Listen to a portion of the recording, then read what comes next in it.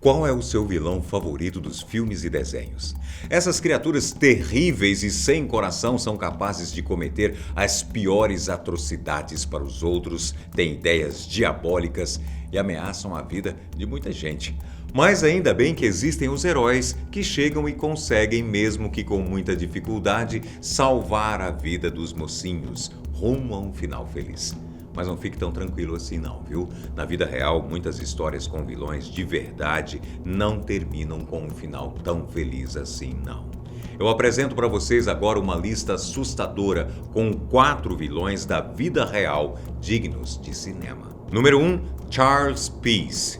O período da Revolução Industrial não foi um momento muito favorável para a família Peace.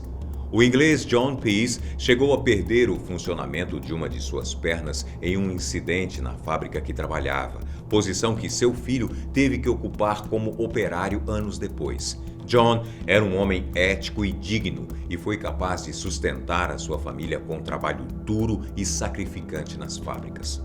Muito diferente do seu filho Charles, que se envolveu na vida criminosa ainda muito cedo.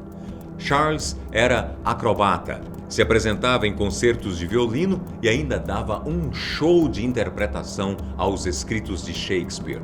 Mas isso tudo apenas durante o dia. Ele tinha uma vida dupla e à noite se arriscava pelos arredores da cidade como ladrão. Seus crimes eram tão bem executados que a polícia local chegou a pensar que eram realizados por gangues. E não para por aí não. Charles sabia se disfarçar como ninguém, se escondendo atrás de personagens de 40 a 70 anos de idade facilmente. E cá entre nós, que ninguém vai desconfiar de um sujeito tão talentoso para as artes como ele. Você não concorda? Felizmente, ele acabou sendo pego certa vez enquanto tentava roubar uma casa em Blackheath, em Londres. Número 2, Griselda Blanco. Acredite se quiser, a história dessa criminosa maluca começou quando ela tinha apenas 11 anos de idade.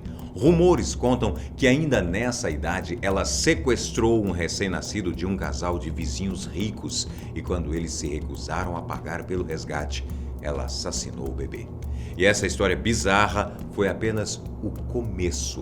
Griselda começou a realizar pequenos furtos pela cidade, se envolveu com prostituição e continuou no tráfico de maconha por longos anos até que conseguiu juntar uma grana e realizar um sonho antigo, abrir uma loja de lingerie. E se você acha que a história melhora a partir daqui, o pior é que não. A loja de Griselda tornou-se uma espécie de Victoria's Secret do tráfico. O estabelecimento tinha prateleiras secretas para estocar, esconder e vender cocaína. A procura era tão grande que Griselda teve que levar a loja para Miami e, segundo a própria polícia, ela foi uma das grandes responsáveis por deixar Miami conhecida como a capital da cocaína no mundo. Mas ela não era só traficante, não. Estima-se que Griselda encomendou de 40 a 250 assassinatos pelo país. Dizem até que aquela imagem tão vista nos filmes ninjas de assassinos em cima de motos foi inspirada na história dessa senhora. Griselda foi presa e acusada de cometer 3 assassinatos, os únicos que puderam ser provados. Depois de alguns anos presa, ela conseguiu a liberdade e acabou assassinada por um sujeito em uma moto. Que história, hein? Número 3, Alexander Solonik. Alexander começou a sua carreira como um policial ainda nos anos finais da União Soviética. Infelizmente, ele foi demitido depois que colegas de trabalho começaram a suspeitar de seu comportamento estranho. Ele foi preso por estupro alguns anos depois, em 1987, e condenado à prisão por 8 anos. Não concordando com a sentença, Alexander fugiu por uma janela e ficou foragido por meses, até que foi encontrado e finalmente preso. Dentro da prisão, seu comportamento era o pior possível. Alexander chegou a brigar com 12 sujeitos ao mesmo tempo e, acredite, ele ganhou. Todos temiam ele lá dentro. Após 2 anos cumprindo a pena, o rapaz conseguiu fugir e se uniu a uma gangue. Ele chegou a ser apelidado de super assassino. E o apelido Carinhoso não tem nada a ver com uma brincadeira do grupo, não.